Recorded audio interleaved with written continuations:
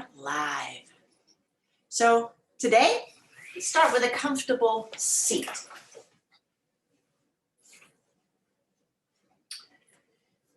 So the topic, the fourth week of the month, that means that we must be above the heart chakra, or including and above, I should say. And so instead of focusing on the shoulders this time, I chose to focus on the heart. And you can't really feather the heart out without also addressing the lungs. It is one amazing pair, what they do for us day in and day out. So I put in some of the fun facts in the email, which just blows my mind. When we covered the cardiovascular system and the respiratory system in yoga therapy, I mean, it was just, I just kept feeling like this. My mind would just explode of what the heart does. So 100,000 heartbeats a day, 2,000 gallons of blood circulating through your veins. And that calculates out to about 12,000 miles traveled daily. 12,000 miles. I don't. So how I feel about that. So our job is to make sure that this blood can travel with the least amount of effort. So we give the heart the best conditions for doing the job that it needs to do. And that means two things. Keep the pipes clean from gunk. In the Ayurvedic science, it's called ama, A-M-A. Gunk. So we can have gunk in the stomach, we can have gunk in the veins. Sometimes we call that cholesterol or atherosclerosis when there's buildup. And then the other thing that happens too, if we are very sedentary, we tend to become inflexible, and the more inflexible we become, the more inflexible our arteries and veins become. They are just along for the ride.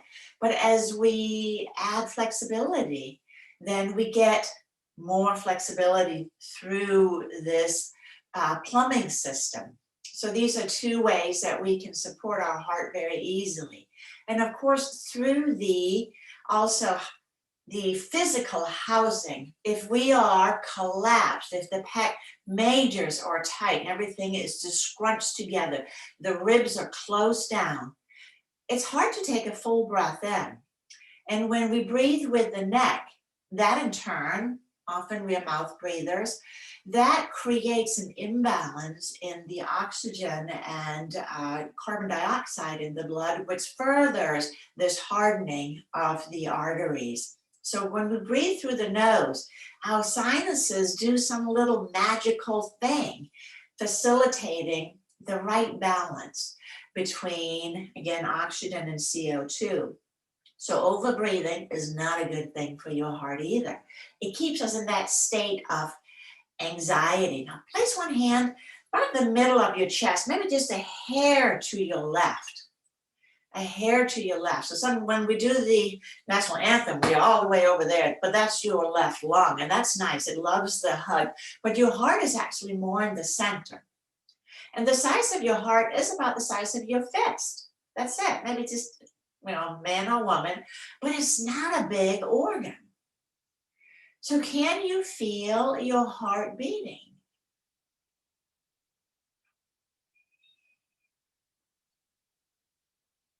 And as we ponder the breath,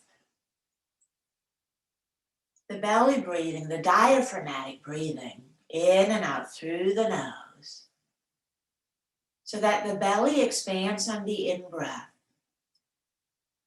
and then softens back towards the spine on the out-breath. Because the pericardium, the sac that the heart sits into, is attached via the connective tissue to the diaphragm. Whenever you breathe in and the diaphragm moves down, the heart travels down with the diaphragm. And then as you breathe out, it travels back up. When you breathe in and the heart travels down, the heart rate goes up a little bit. And as you breathe out, the heart rate goes down. It's called heart rate variability. And that is key for a healthy heart. You want a heart that can speed up and slow down so that if you get afraid, you don't die, because the heart was just completely incapable of doing this. So how you breathe is very integral to this process. Elongating the out breath, you hear me say it every week. Using the diaphragm, not the neck. That allows the lungs, keep your hand on your heart and just love on your heart. When the diaphragm draws down, now I'm getting down into the lower part of the lungs. They get to expand fully down. If I'm a shallow breather, the diaphragm doesn't move at all. And it's just all poofing up here. But our little oxygen receptors, they're more efficient at the bottom part of the lung. So to get the oxygen in efficiently, we gotta have these belly breaths. We gotta create this vacuum action. Without it, So now let's take our hands and place them into our Vyana Mudra. So that is the thumb to the middle finger and the index finger. The ring finger and pinky finger extends out straight. So Vyana means wind or flow, expansion, circulation. And that's what we want. So this mudra helps regulate your blood pressure. It both lowers it if it's too high and speed it up if it's too slow. So regulating your blood pressure. All by just holding your fingers like this and breathing with the belly. So spend a few minutes every day of connecting to your breath.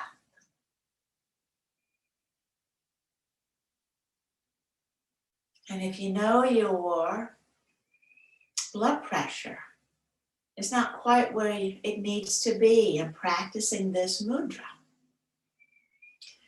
it's not going to throw your blood pressure out of whack if it is perfect, so don't worry. It's a stabilizer.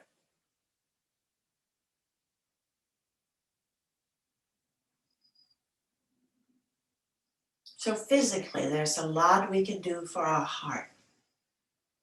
Now switch the cross of your legs. But it's an emotional organ too. So gladdening the heart is an important practice. Let yourself be happy. So let's extend the arms out to the sides. Stretch out. Reach out. Wiggle your fingers. The connective tissue that surrounds the heart and the lungs, the pericardium, extends all the way out through the arms and fingers. So when there's tension around the shoulders, the arms, then this also affects how the heart moves. And this has been my little joke this week. Bend up one of your arms and then wave. And stretch your mouth wide from side to side. Do this when you're out walking or driving. You're gonna make somebody's day. You just gladden their heart.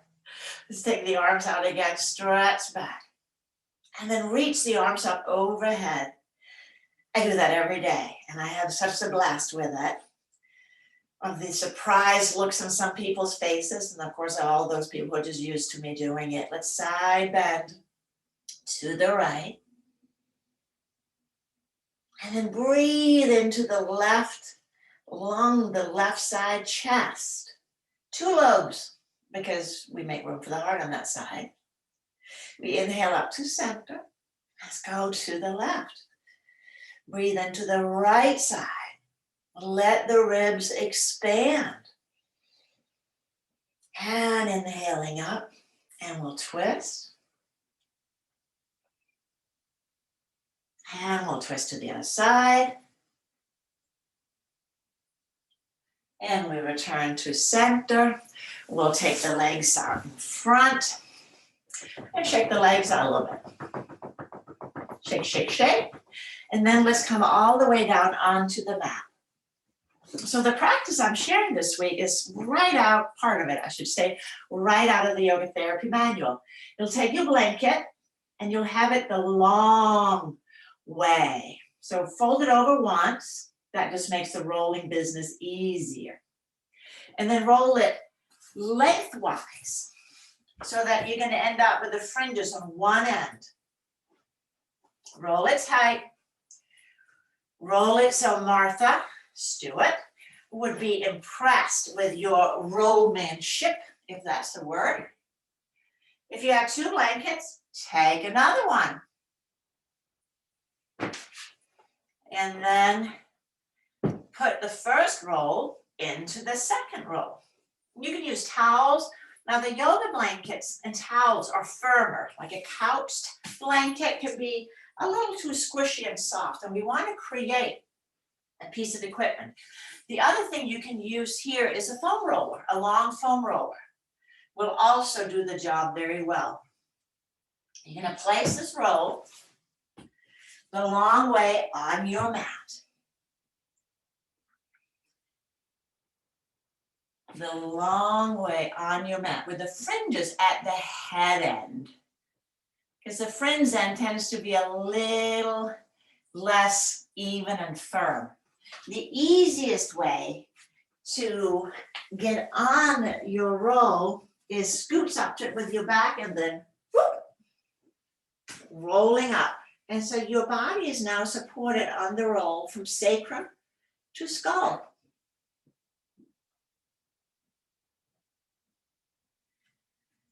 Keeping your knees bent. And then take your arms out to the sides. And pausing here.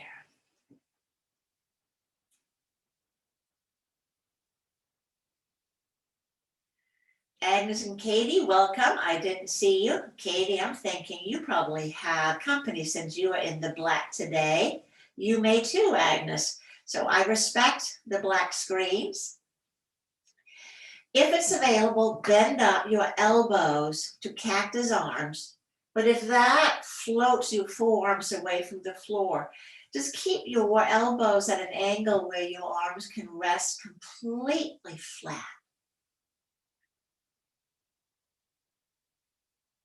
The back of the head and the sacrum and the entire length of your spine. If your chin pulls back a lot, then for the next time, you know you want to maybe add another support for your head. And you may have something, a cat, small dog nearby you can grab. Now just rock from side to side without lifting the arms. So that allows the pec majors to maybe get a little bit more space.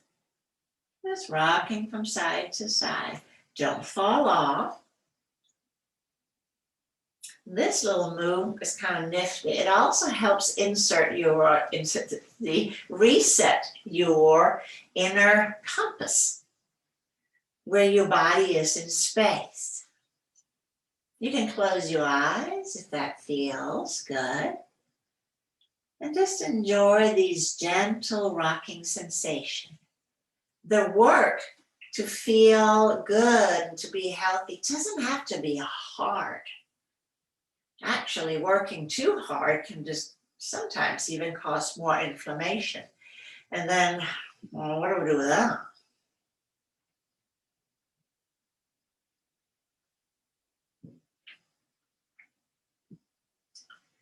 And then as you come back to neutral, inhale, you're going to arch the low back. And exhale, flatten. Inhaling, arch. Exhale, flatten. Back and forth. Back and forth.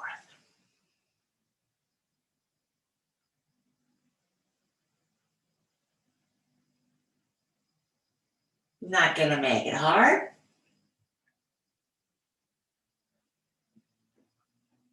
Just the right amount for you. Now, the knees are bent up. Looks like everybody's checked. As you arch and flatten your back, does your chin follow your tailbone? Does the skull mimic what is happening in the pelvis? This helps release the pec minors and the muscles of the neck. They get really tight. And pause. Pausing. Again, you can rock gently from side to side. Keeping the elbow, forearm on the floor on the side you're rolling away from. So you get, again, a little bit more opening across the front of the shoulders and the chest. And then without a lot of fluff, but carefully, you're just going to roll off. And then you're going to push up into seated. And then you're going to turn your blanket roll across your mat. I'm going to grab my block just for demonstration purposes here. And if you know that you have some tension in your neck or maybe a slight forward head posture, you may want to go ahead and put a block for your head. Keeping the knees bent up, I'm going to move this out of the way. And then with support of the hands, lower yourself down so that the blanket roll now is just right under the armpits, meaning my arms are clearing the blanket. So shoulders and head to one side, the remainder of the body to the other. Take the hands under the head. And then again, you may like to have a block for the head.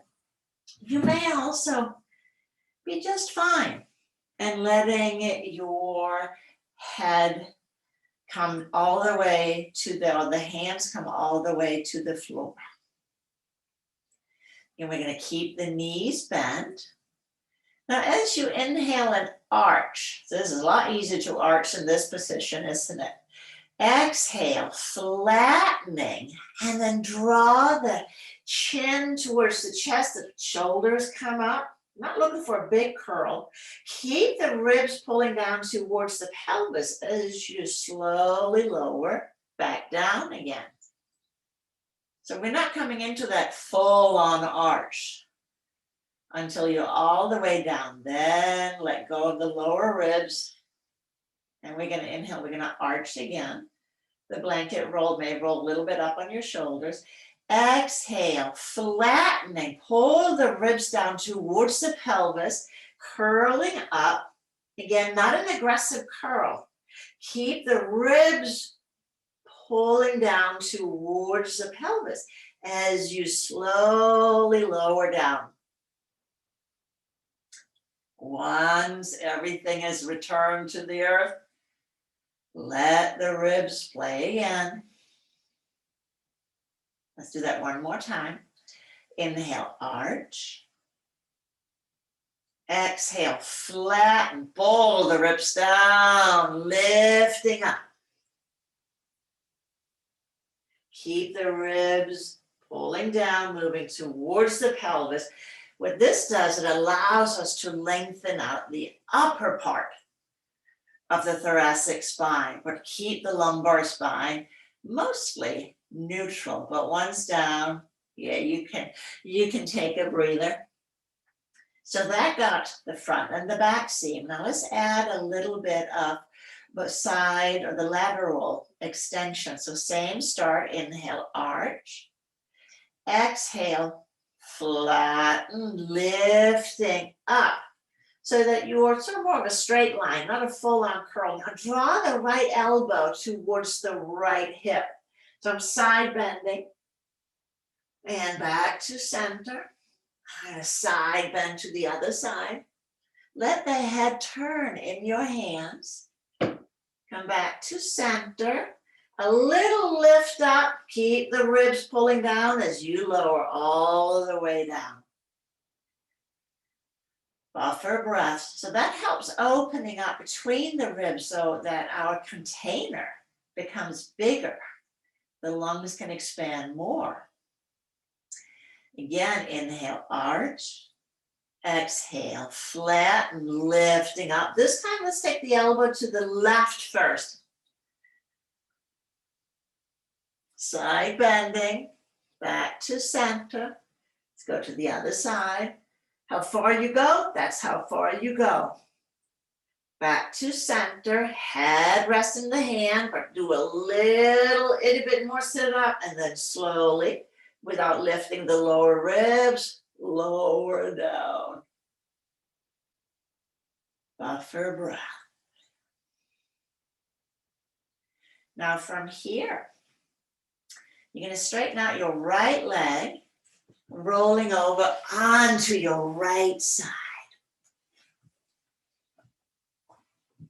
So the left leg just helps me roll on over. You can stack your left leg on top. And then your head can rest on your arm. You can also slide the block back for your head to rest on.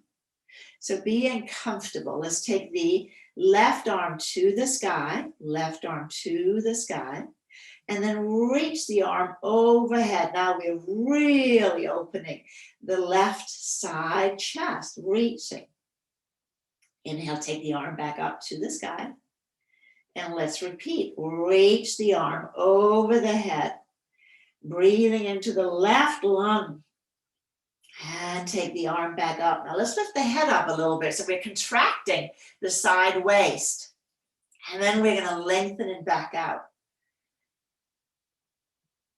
Contracting, lifting head, arm draws down towards the hip, and we reach out overhead. This is the same action we do in side angle pose. I think we should do it one more time. Lifting up. So for thoracic scoliosis, now this is a good pose on the concave side, so that you want to lay with the concave side up to let that open up. Now from here, rolling onto the back, and we're going to get onto the other side.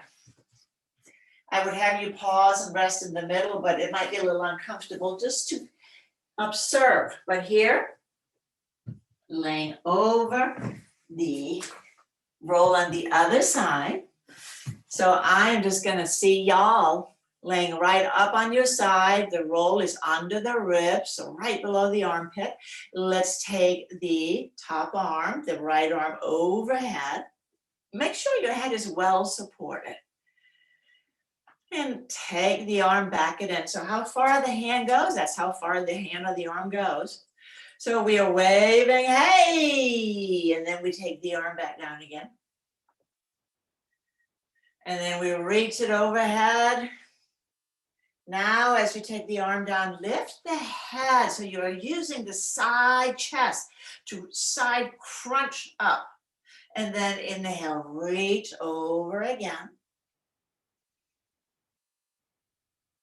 Side crunch. Reach. Get as long as you can on the side. We shorten in the lateral. We shorten on our sides. And from here, we're going to roll all the way off the blanket, roll, and then come onto your back. Rolling onto your back.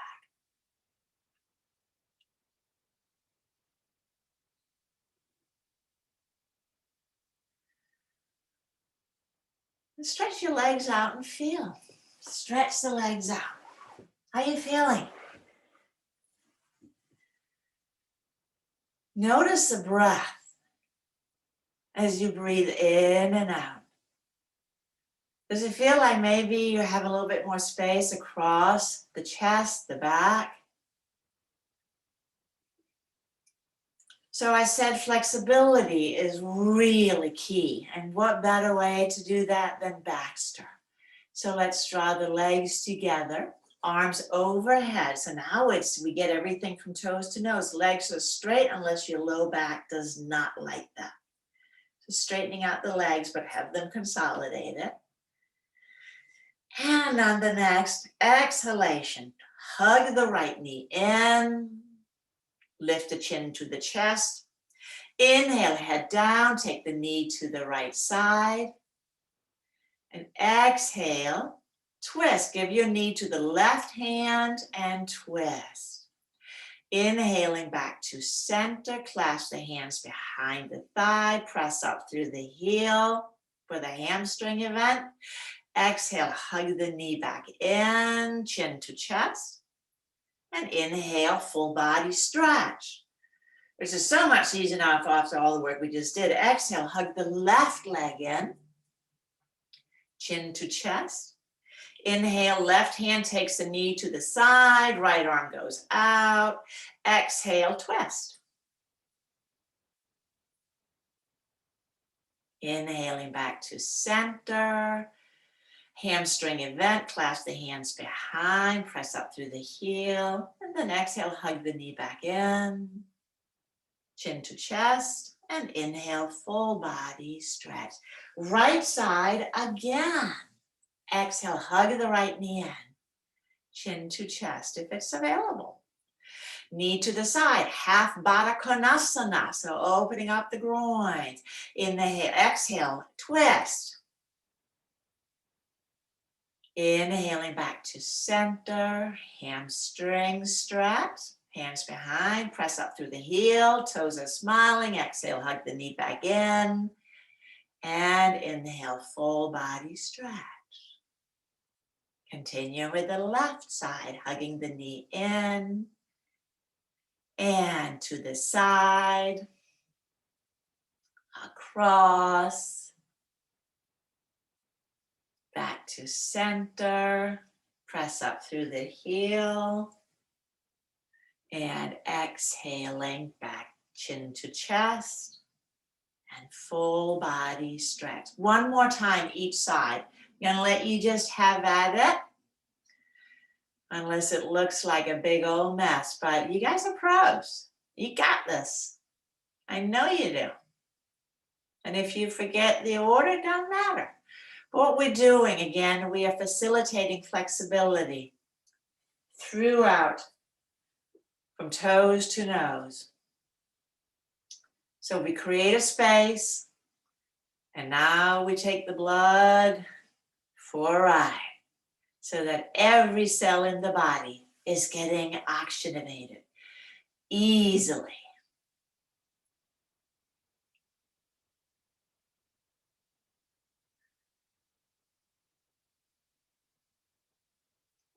So finishing on the left side. And then just draw your arms down and pause. Pause for a moment.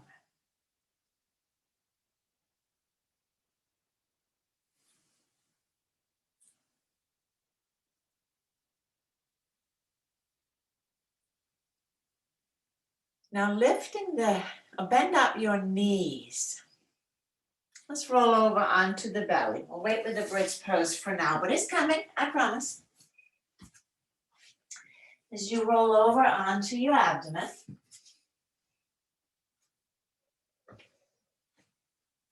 rolling the shoulders up and down the back, hands are beside the side chest, shoulders together and down. Tuck the toes under. Now press the heels back. And then inhale, lift the heart, lift the head, lift the heart, lift the head. Breathing. Powerful legs. And exhale, lowering down. Take your strap or interlace your hands behind your back. Roll the shoulders up and down the back. Again, tuck the toes under. Press the heels back. And then as you inhale, lift the arms, pull the hands to the feet, lift the heart, lift the head. Lift. You are in prone Tadasana. Ish. And exhale, lowering down. Take the strap away and I'll just have the hands by the side chest. We'll inhale, we'll lift again. Lift the head, lift the heart. This time lift the legs. Just let everything come up. Pull everything towards the center of your body. And then take the hands up by the side chest. And inhale, cobra pose. The tops of the feet comes down. Tops of the feet comes down. Elbows are hugging in. And let's exhale, come back to puppy pose. Inhale. Straight arm cobra. Lift the heart. Flip the feet as you come forward. And exhale. Back to puppy. Flip the ankles again. Toes are tucked under. Go back and forth. Let the front seam on the body elongate. Back and forth. Elongate the spine.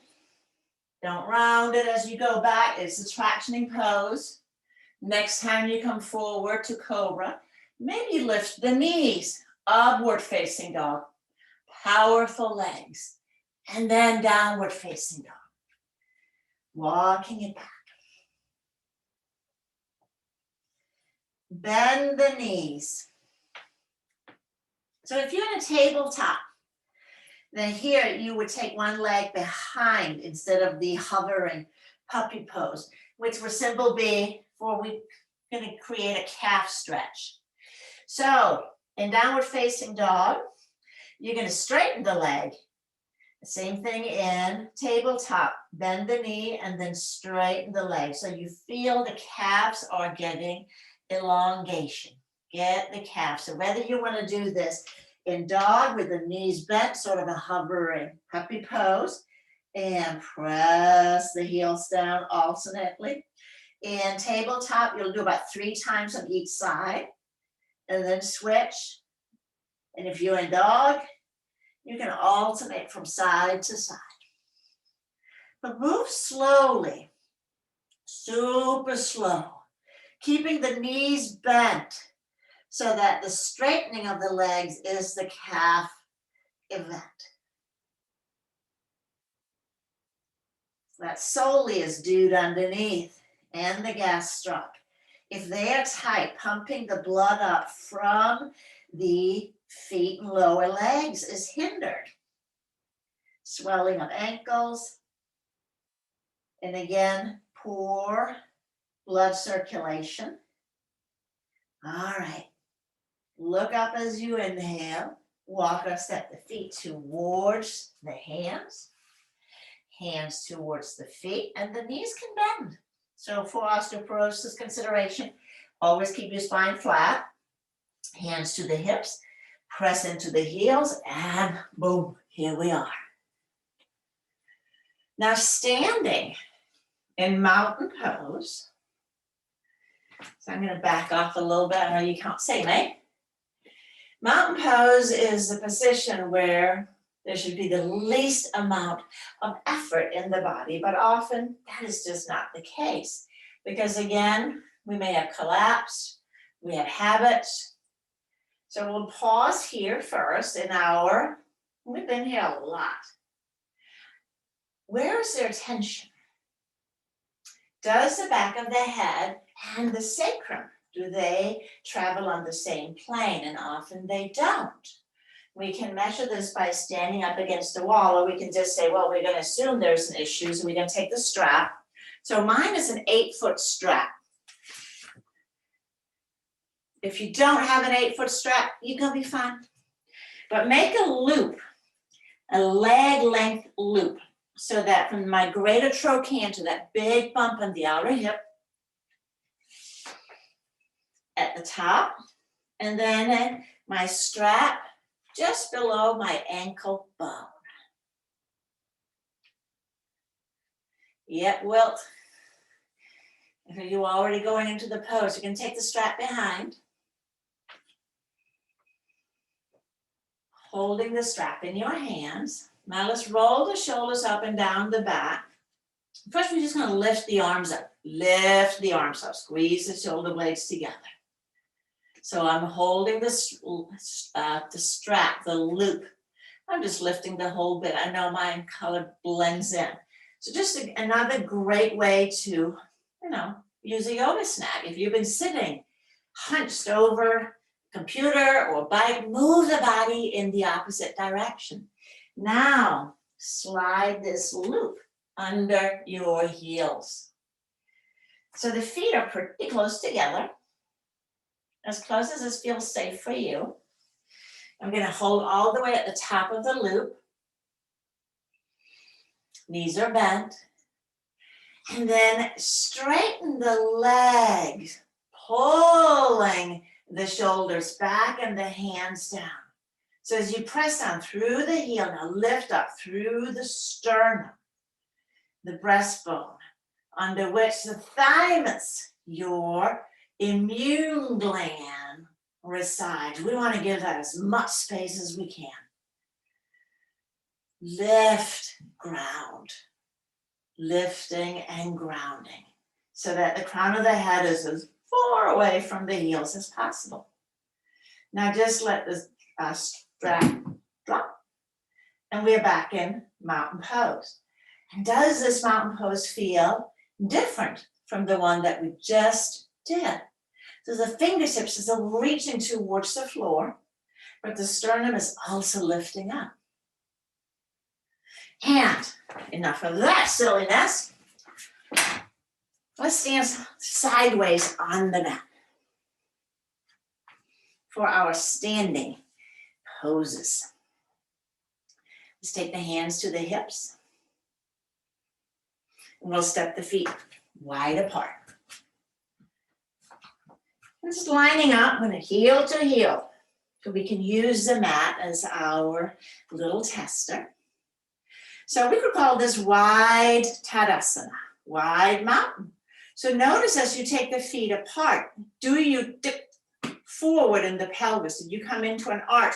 Pull the belly up, up, up, up, up. Pull the belly up, drop the tailbone down. Turn the right foot in, left leg out. 90 degrees. And again, just check heel to heel, check. Did your pelvis drop down as you turn the leg? Turn your left foot back. Pelvis is the same height. Turn it out again as best as you can. Maintain that neutral Tadasana, mountain pose pelvis. Taking the arms out to the sides. Turn the palms up, reaching. Take the arms to the sky, lifting up. And then exhale, bend your left knee. And let the arms, your wings spread out. Inhaling up. And exhale, bend the knee. And just make sure that the knee doesn't travel past your ankle.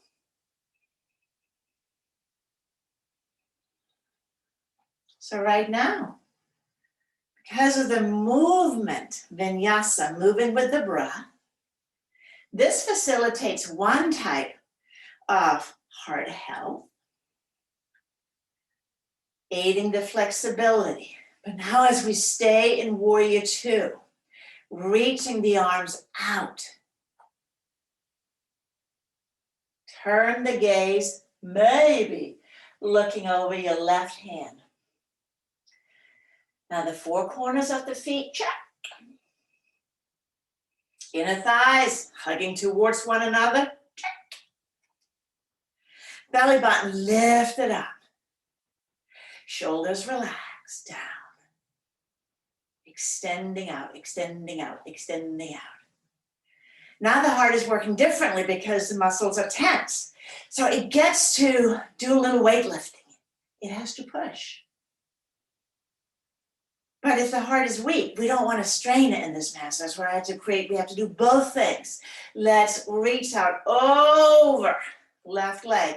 Take the forearm, elbow to the inner thigh. And let's extend right arm overhead. Reach from the outer right heel.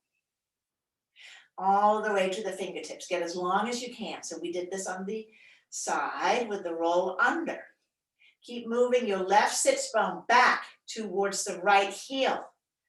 So now the spine is just long, long, long, long, long. And inhale all the way up.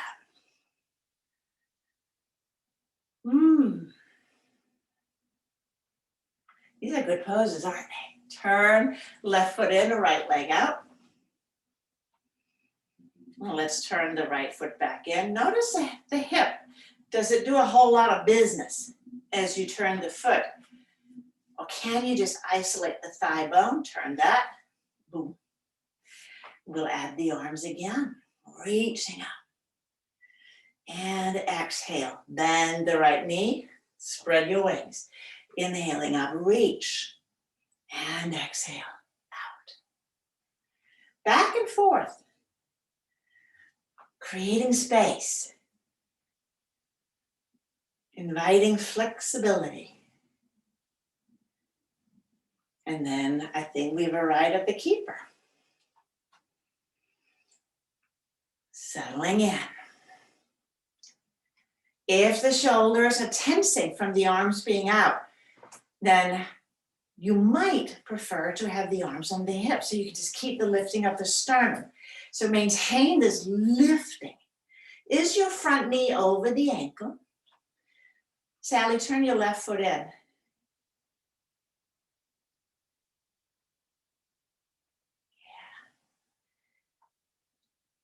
Breathing, reaching. And Utthita, Parsvakonasana. Take the arm up, hand on the inner knee or thigh, and again, one hand can stay on the hip. That may feel better. Or it goes overhead for the classical pose, palm facing down. So your right arm and right knee, they have a little battle going on, pushing with even pressure, grounding, reaching, and your right sits bone lengthens back towards your left heel. Breathe, breathe, breathe, breathe.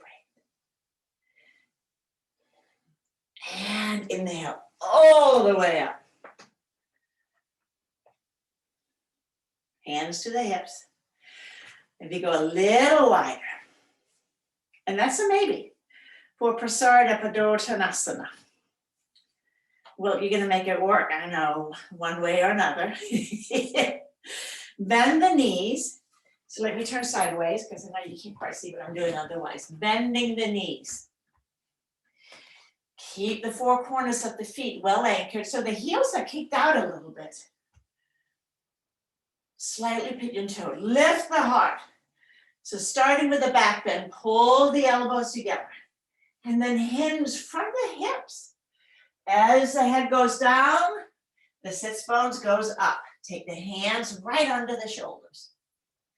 Right under the shoulders.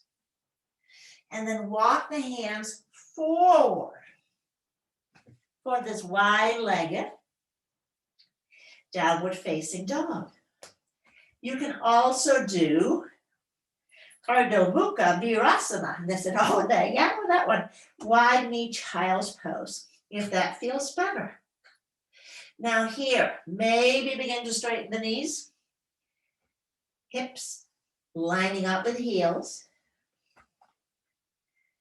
So the benefit of this pose is it's a little easy to keep the spine long.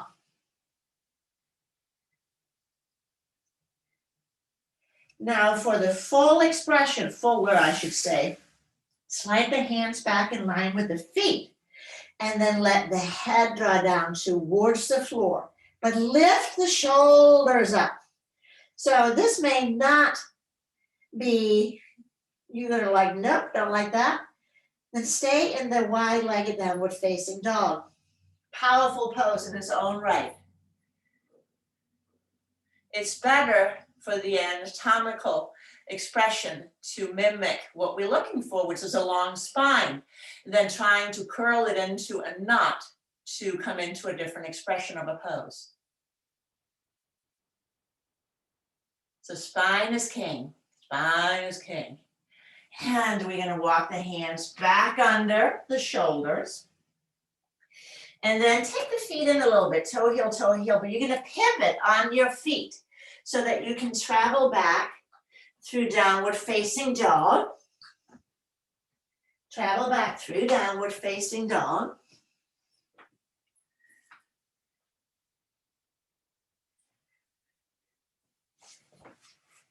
And then now we will all take the knees down. And for knee issues, you'll come onto your back for happy baby pose instead. But if the knees are not chatty today, sit back on your heels with the knees wide. Sitting back on the heels with the knees wide. Keep the sits bone drawing to the heels as you walk the hands forward, coming down low. Letting the forehead come either onto the mat, the forearms, or a block. Let the forehead come to rest on something. The knees are just wide enough where you can snuggle the ribs down between the thighs. So happy baby, same pose but on your back. And so it doesn't put pressure on the knees. We're still folding the body in. But energetically, when we fold ourselves inward towards the floor, creating that little cave sensation, deeply calming for the nervous system. Back bends are stimulating. Forward folds, relaxing.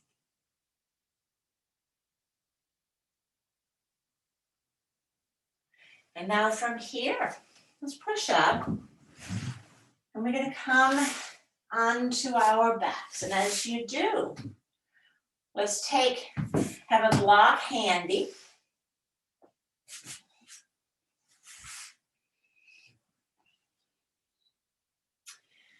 And you're going to bend up your knees, lift the hips, slide the block low, medium, or if you're feeling really bendy today, stack 2 blocks on top of each other. The blocks are under the sacrum, with the tailbone oriented towards the floor. The arms can just be done alongside. So we skipped bridge earlier. So since we already have a head start on bridge here, let's just do a couple of lifts and lower.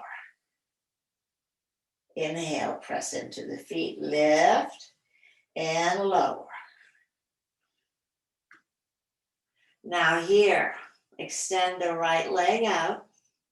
So that gets the top part of the hip flexors and the psoas.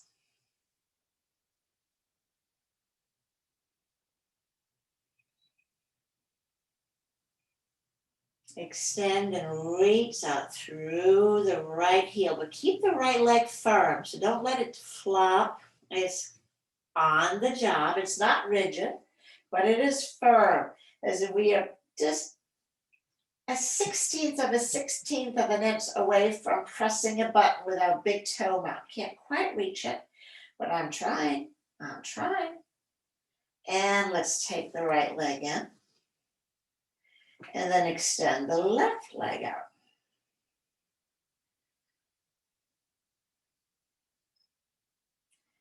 Extending, keeping the leg again firm, though not rigid. So it's along the floor, so slide out along the floor. My right leg is bent up. So this way I'm putting myself in a passive back bend. So the left heel is on the mat. Again, reaching out.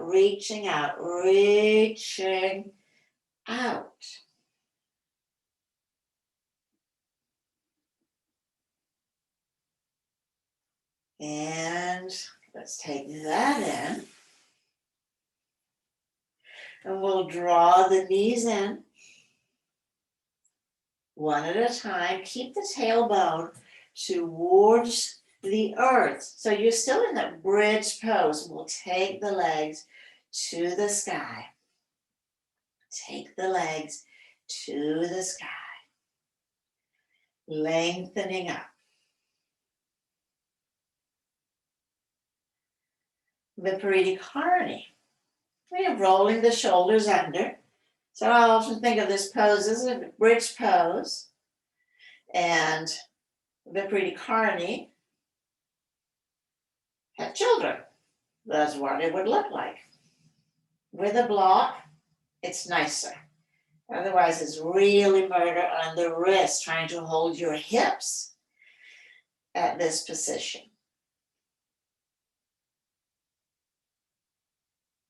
Bending the knees one at a time. Lowering the legs.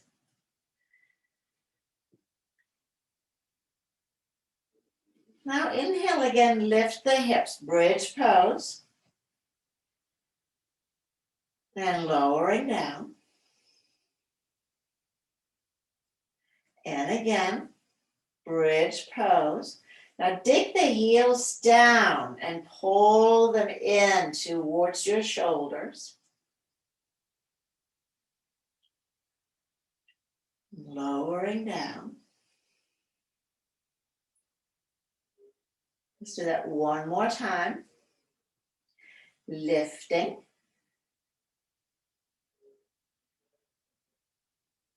As high as you can get. Let's take the heels up. Just see what happens. If you get a little bit more height, lower the heels down. Take the block out. And then come all the way down.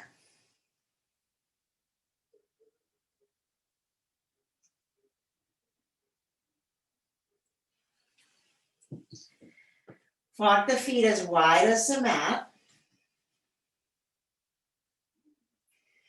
And then as you inhale, let's take the knees down to one side, nose to the other. Back and forth. And as you go into your twist, the knee on the side that you're not twisting to, let that get a little bit more length. That's again a little quad stretch. So with the feet wide, so the top leg lengthens down towards the bottom of the mat. Top leg towards the bottom of the mat. So my feet are mat width apart and bend up.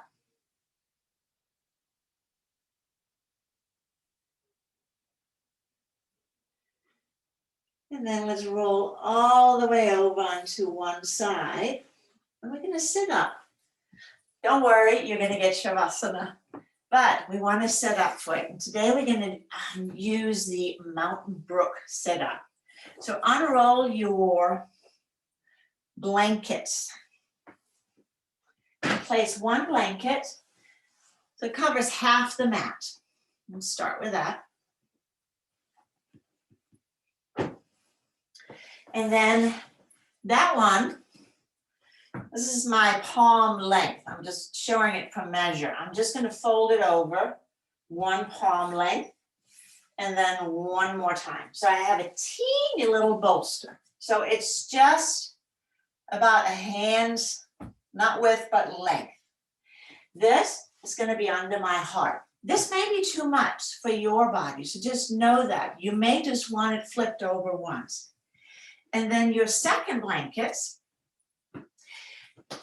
you can, as we say, you may want to use it for either your legs or your head, but you won't really know if you need it for the head until you come down, in which case, maybe just have the blocks ready for the legs. So let me just show. You may be able to, very comfortable. So that's the key. You need to be comfortable. As you lower down, again, right under the shoulders. Arms goes to the sides. It's called Mountain Brook pose. But you may find that your chin juts way back, in which case you want to take the blanket for the head and the blocks for the thighs. Or again, pillows, small animal. so that your chin orients towards the chest and not the space behind. So let me have a look-see on setting up. So this, a passive back bend. Arms are out to the side, so the shoulders are down in this little valley that we created. The head is well supported, and the blanket or the blocks for the legs is just to take the psoas out. So we create this gentle undulating shape of the body like water in the brook rolling over the riverbed.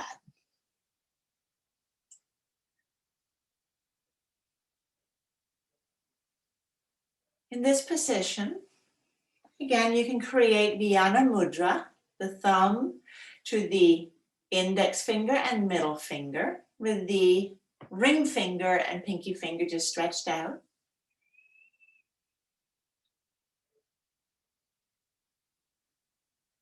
The seed sound for the heart is Ram. No, it is Yum. Sorry, Ram is your third chakra. That was last week. Yum. Whether you spell it Y-U-M or Y-A-M, I don't care. When we chant the seed sounds for a chakra, we help the vibration, we help that energy really turn on. So the heart energy is joy. The energy of the lungs, sorrow and grief, according again to the Ayurvedic sciences. But we really work with this concept together. As we open the chest, as we open the breath, we feel better.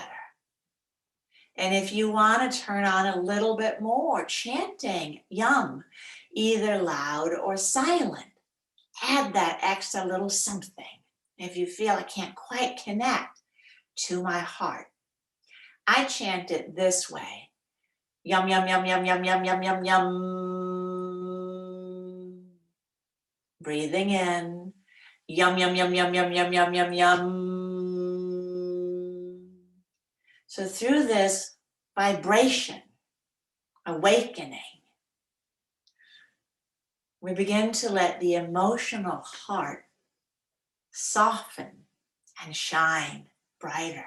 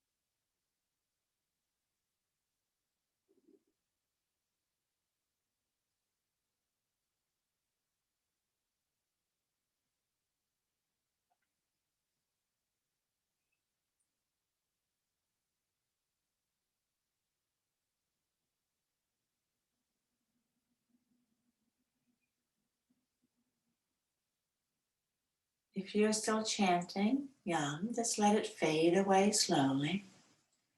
But let that inner echo remain.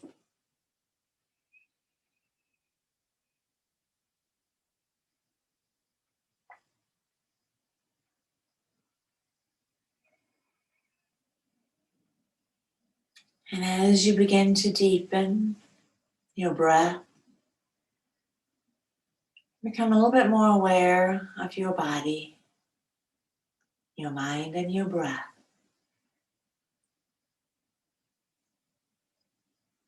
Wiggling fingers and toes. Bend up your knees.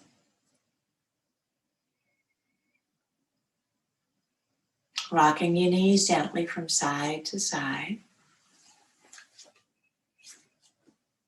Roll all the way over onto one side, classically the right. Pausing.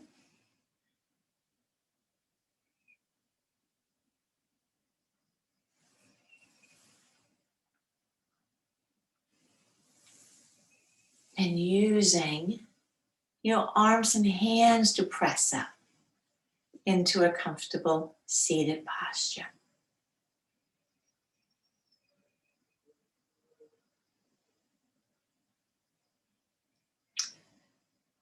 Bringing the palms together at heart center, with the thumbs touching the breastbone. Anjali Mudra, the heart gesture, literally. I invite you, keep the sternum lifted, but bow your head towards your heart. And bring to mind a thought, memory, anything that makes you happy.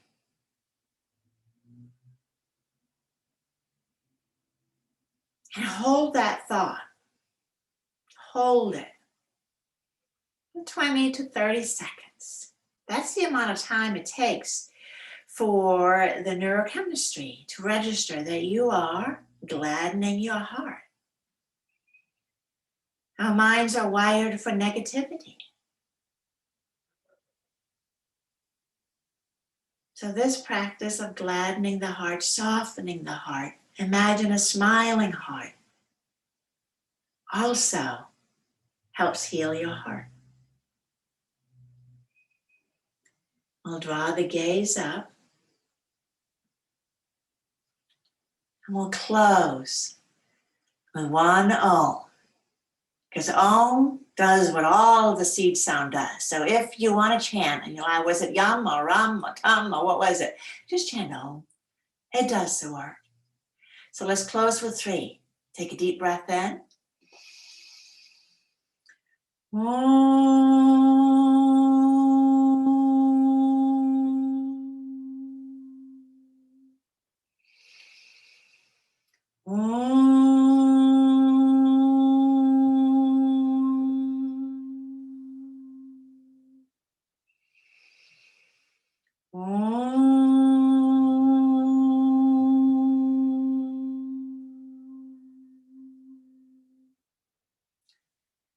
Bow your head again. Thank your heart for this practice and for the 100,000 tick tick that it does every day. Namaste. And thank you.